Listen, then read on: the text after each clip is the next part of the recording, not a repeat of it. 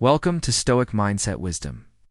Today, we're going to uncover the hidden psychology, biology, and myths about semen, women, and intimacy. Not in the way social media headlines do, but in a way that will completely change how you think about human behavior, relationships, and self-mastery. Hook suspenseful opening. Have you ever wondered why so many strange myths exist about women and semen? Why are there stories that claim it makes women happier, calmer, or even more connected to men?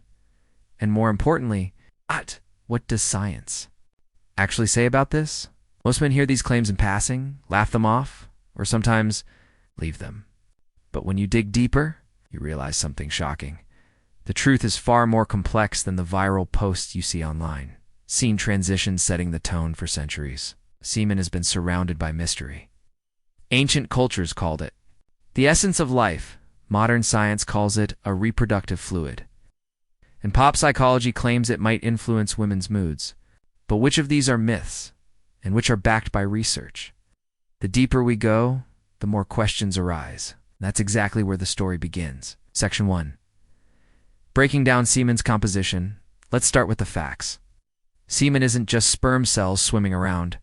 It's a cocktail of biological substances, proteins, enzymes, fructose for energy, and yes, even hormones like oxytocin, serotonin, melatonin, and cortisol. Think about that for a second. These are the same hormones that influence stress, happiness, and sleep cycles in the human brain. So, when people say semen might affect mood, they're pulling on this very fact. But here's where things get interesting. Does the body actually absorb these hormones in any meaningful way? Or is it just another exaggerated internet claim? This question alone opens up a psychological debate that men and women have misunderstood for years. Section 2, the controversial study in the early 2000s. One study published in the Archives of Sexual Behavior shook the internet. It suggested that women who had unprotected sex and therefore might absorb semen showed lower levels of depression compared to women who used condoms. The media went wild with headlines like, "Semen is nature's antidepressant." But what most people ignored was the fine print. Correlation doesn't mean causation. Maybe those women weren't happier because of semen absorption at all. Maybe it was because of emotional closeness, relationship stability, or the psychological comfort of intimacy. And that's the dangerous thing about half-truths. They sound convincing, they spread fast, but they can mislead millions. So what's the real story? Suspense building as we peel back the layers.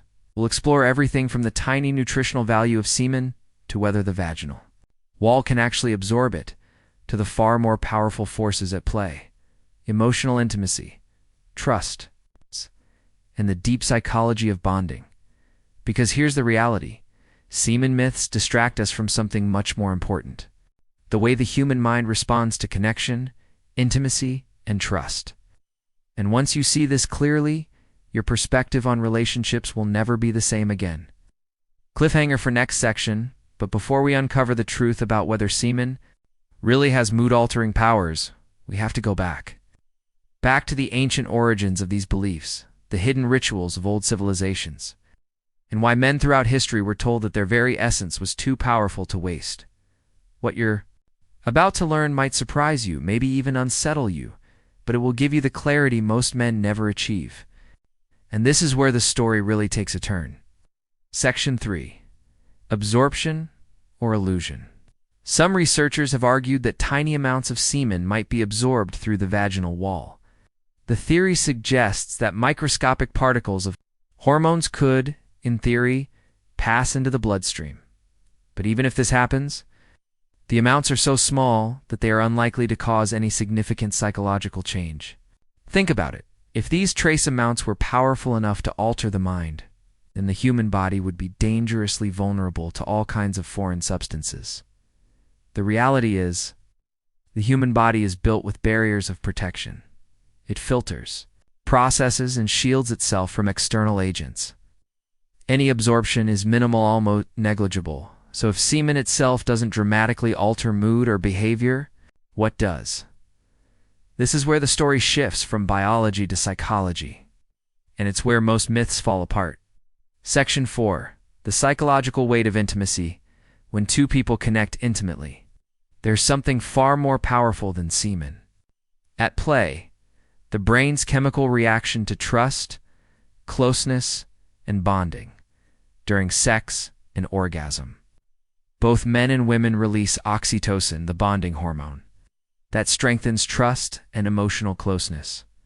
Dopamine, the reward chemical, fueling feelings of pleasure and satisfaction.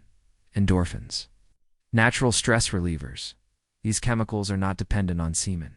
They are part of the body's natural reward system, triggered by touch, connection, and the feeling of being wanted.